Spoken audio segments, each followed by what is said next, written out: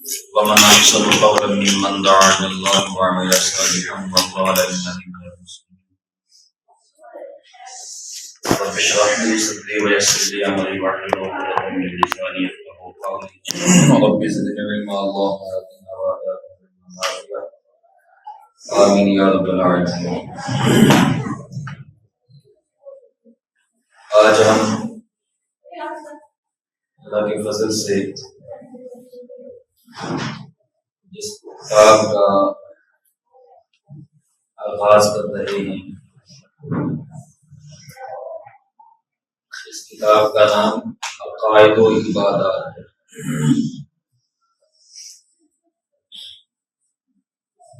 اس کتاب کے نام کے اندر دو چیزیں شامل ہیں، عقائد اور عبادات.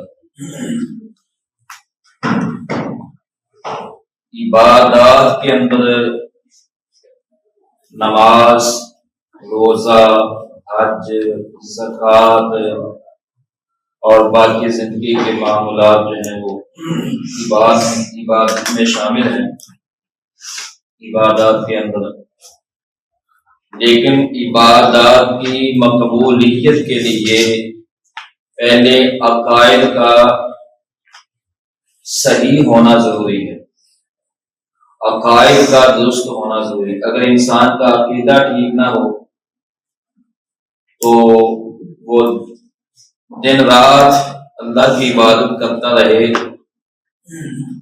اس کی عبادت کا کوئی فائدہ نہیں. عبادت کی مقبولیت کے لیے سب سے پہلے عقیدہ کا درست ہونا ضروری ہے. تو اس لیے اس کتاب کا نام جو ہے وہ پہلے عقائد ہیں، نام کے اندر یعنی عقائد کا ذکر پہلے ہے اور عبادات کا ذکر بعد میں. عقائد و عبادات. اچھا، یہ کتاب شیخ الحدیث مفتی محمد صدیق ہزاروی صاحب آپ کی تصنیف کردہ یہ کتاب ہے، اور مسلمانوں پر، ہر مسلمان پر یہ ضروری ہے، لازم ہے کہ وہ اسلامی عقائد اور احکام شریعت بالخصوص عبادات کے بارے میں مکمل آگاہی حاصل کرے. یہ ہر مسلمان پر لازم ہے، ضروری ہے. یوں کہنا کہ یہ فرض ہے ہر مسلمان پر. عقائد کا علم، عبادات کا علم،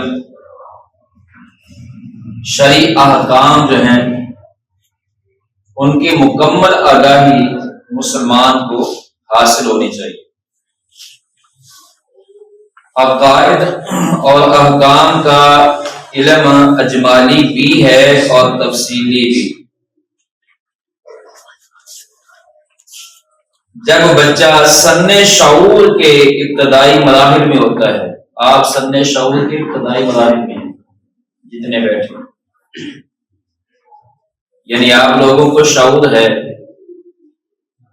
اب وہ عمر آپ کی عمر کا وہ حصہ چل رہا ہے کہ جس میں بچے کو شعور ہوتا ہے،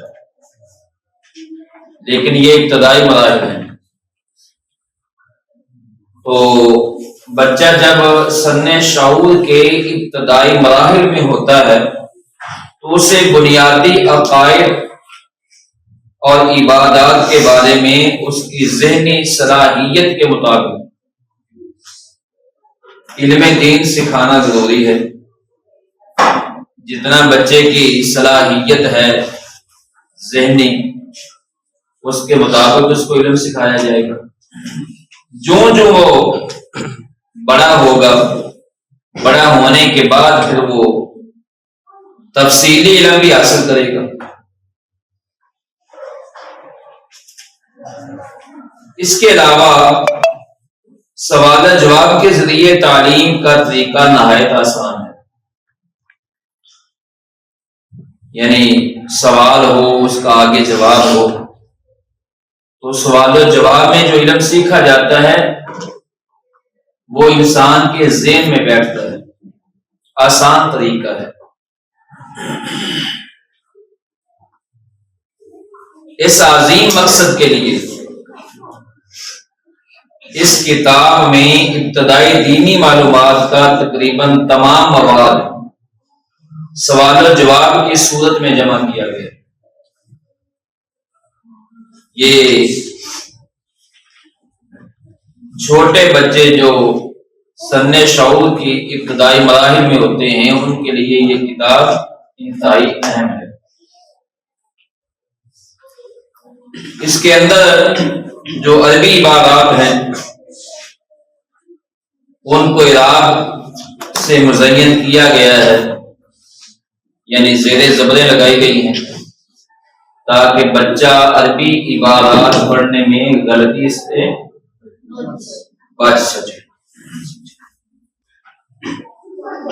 یہ کتاب صرف بچوں کے لیے نہیں ہے، جہاں یہ کتاب بچوں کے لیے مفید ہے وہاں بڑوں کے لیے بھی مفید ہے۔ اس لیے یہ کتاب ہر گھر میں اس کا ہونا ضروری ہے کہ مسلمان بڑے چھوٹے اپنی عقائد اپنی عبادات کو صحیح کر سکے، درست کر سکے۔ اور ہمیں بھی امید ہے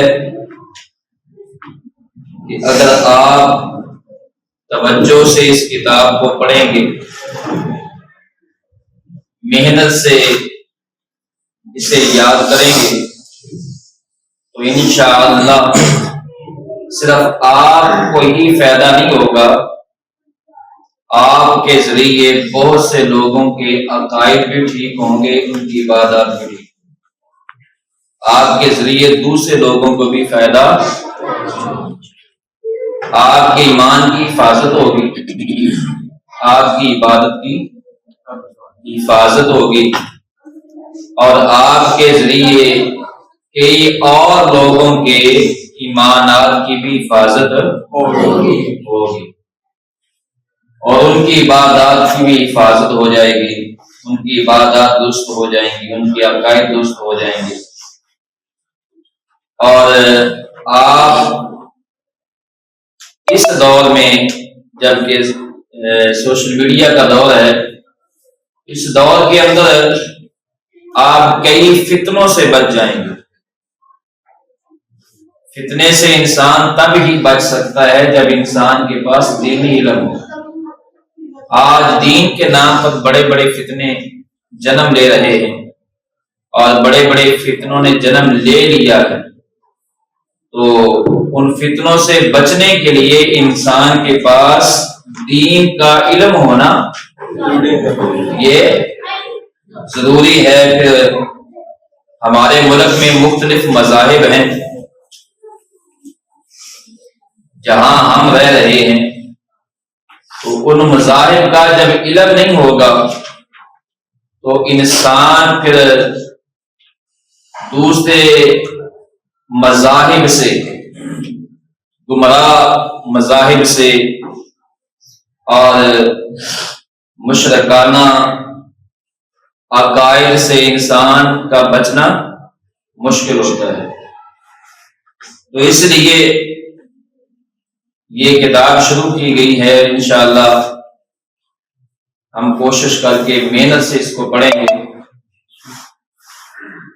اور امید ہے آپ بھی کوشش کریں گے، اس میں آپ چھٹی نہیں کریں گے اور توجہ سے پڑھیں گے انشاءاللہ۔ یہ نیت کر کے پڑھیں کہ میں نے اللہ کے دین کو سیکھنا ہے، اپنے عقیدے کو درست کرنا ہے، اپنی عبادات کو درست کرنا ہے۔ دکھلاوے کے لیے علم نہیں سیکھنا چاہیے، اس کا فائدہ بھی نہیں ہوتا، اور اپنے آپ کو بڑا بنانے کے لیے بھی نہیں، اللہ رسول کی رضا کے لیے اور اپنی زندگی کے معمولات کو درست کرنے کے لیے علم حاصل کرنا یہ ہر مسلمان کے لیے یہ بس ذہن میں رکھ کے علم سیکھیں کہ اللہ نے یہ علم سیکھنا مجھ پر لازم کیا۔ تو جب اللہ اس کے رسول نے مجھ پر یہ علم سیکھنا لازم کر دیا ہے تو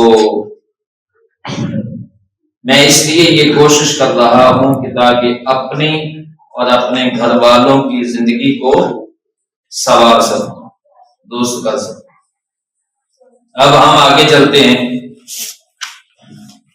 چند مذاہب کے حوالے سے آج ہم کچھ پڑھیں گے۔ مسلمان کسے کہتے ہیں؟ پہلا سوال یہ ہے کہ مسلمان کسے کہتے ہیں؟ جو شخص اللہ عز و جل کو ایک مانے اور محمد صلی اللہ علیہ وآلہ وسلم کو اللہ تعالی کا بھیجا ہوا نبی مانے اور دین میں ضروری تمام باتوں کی تصدیق کرے، اسے مسلمان کہتے ہیں۔ یعنی یہ مسلمان کی سادہ سی تعریف ہے، سادہ سی ڈیفینیشن ہے یہ مسلمان کی، کہ جو اللہ کو ایک مانے، محمد صلی اللہ علیہ وآلہ وسلم کو اللہ تعالی کا بھیجا ہوا نبی مانے اور دین میں ضروری تمام باتوں کی تصدیق کرے، اسے مسلمان کہتے ہیں۔ اب یہ اس کی تفصیل تو انشاءاللہ آگے آتی جائے گی۔ دوسرا سوال یہ ہے کہ مسلمان کے اوپوزٹ، دوسرا مذہب کیا ہے؟ کفر۔ تو کافر کسے کہتے ہیں؟ جو شخص اللہ تعالی یا کسی نبی یا کسی آسمانی کتاب یا فرشتوں یا جنت یا دوزخ یا تقدیر یا دین کی کسی بھی ضروری بات کا انکار کرے، اسے اب یہ آپ توجہ رکھیں گے تو بات سمجھ میں آئے گی۔ آپ ہاتھوں سے کھیلتے رہیں گے، پینسل سے کھیلتے رہیں گے، ادھر ادھر دیکھتے رہیں گے تو پھر بات سمجھ میں نہیں آئے گی۔ نظر کتاب پر ہو، عبادت پر، اور توجہ سے سنیں۔ جس بات کی سمجھ نہ آئے آپ سوال کر سکتے ہیں، فوری کر سکتے ہیں۔ جس کو جس بات کی سمجھ نہیں آ رہی وہ فوری سوال کر سکتا ہے۔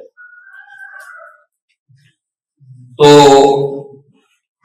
کافر کی تعریف ہو رہی ہے کہ کافر کسے کہتے ہیں۔ اب اس میں شمار کریں کتنی چیزیں آ رہی ہیں۔ جو شخص اللہ تعالی یا کسی نبی، دو، یا کسی آسمانی کتاب یا فرشتوں یا جنت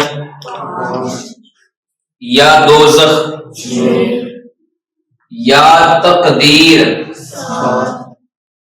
یا دین کی کسی بھی ضروری بات کا،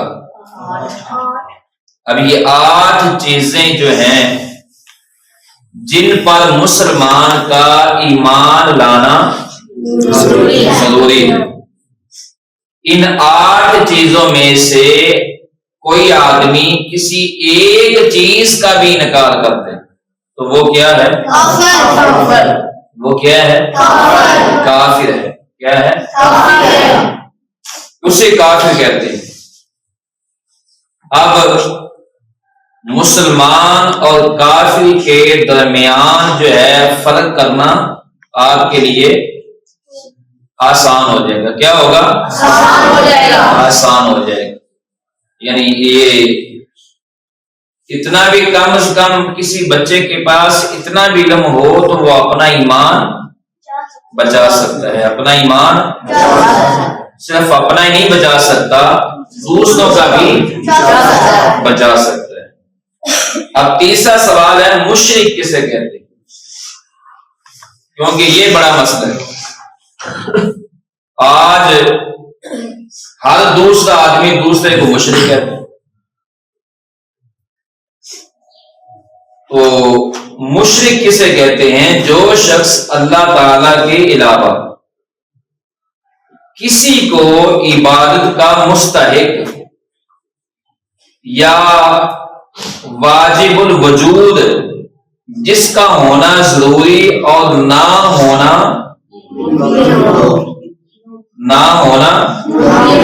ناممکن ہو، جس کا ہونا ضروری اور نہ ہونا ناممکن ہو، سمجھے اسے یعنی اللہ کے علاوہ. پہلی بات کیا ہے؟ اللہ کے علاوہ کسی دوسرے کو عبادت کا مستحق سمجھے، عبادت کا مستحق سمجھے. اب تمام عبادات جو ہیں وہ اللہ تعالی کے لیے، نہ تو اللہ تعالی کی ذات میں کسی کو شریک کیا جا سکتا ہے اور نہ ہی اللہ تعالی کی صفات میں کسی کو شریک کیا جائے گا. اللہ کی ذات میں بھی کسی کو شریک نہیں کیا جائے گا، اللہ کی صفات میں بھی کسی کو شریک نہیں کیا جائے گا، عبادات میں بھی کسی کو شریک نہیں کیا جائے گا. اس کی تفصیل آگے آئے گی. تو جو آدمی کسی کو یعنی اللہ کے علاوہ کسی دوسرے کو عبادت کا مستحق سمجھے، یعنی اس کی بھی عبادت ہو سکتی، تو وہ مشرک ہے. وہ مشرک ہے، مشرکین میں سے. اب تیسری چیز ہے منافق. کہ منافق کسے کہتے ہیں؟ یہ مختلف مذاہب آج ہم پڑھ رہے ہیں. جس کا قول اور فعل ایک جیسا نہ ہو اسے منافق کہتے ہیں. قول کسے کہتے ہیں؟ اس کی بات کو، کلام کو، جو میں بول رہا ہوں یہ قول ہے. بات کو کیا کہتے ہیں؟ قول. اور فعل کسے کہتے ہیں؟ فعل وہ ہے جو وہ کر رہا ہے. فعل وہ ہے جو کر رہا ہے، کام جو اپنا رہا ہے اسے فعل کہتے ہیں. میں کھڑا ہوں یہ میرا فعل ہے. میں پڑھا رہا ہوں یہ میرا، جو میں بیان کر رہا ہوں یہ میرا قول ہے. تو فعل اور قول دو چیزیں ہیں، یعنی جس کی بات اور اس کا عمل میں فرق ہو. بات کچھ اور کہے، عمل کچھ اور کرے. سادہ سی مثال، تو جس کے قول اور فعل کے اندر تضاد ہو، ایک جیسا نہ ہو، تو اسے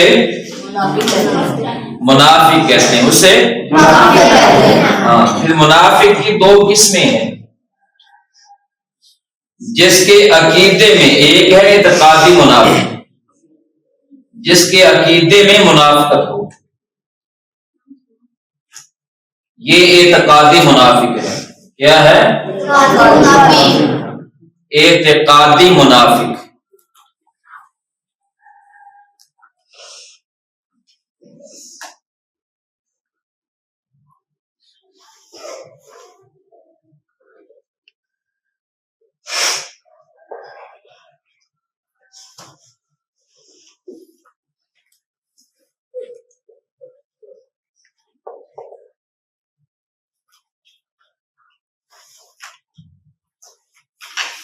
جس کے عقیدے کے اندر نفاق ہو،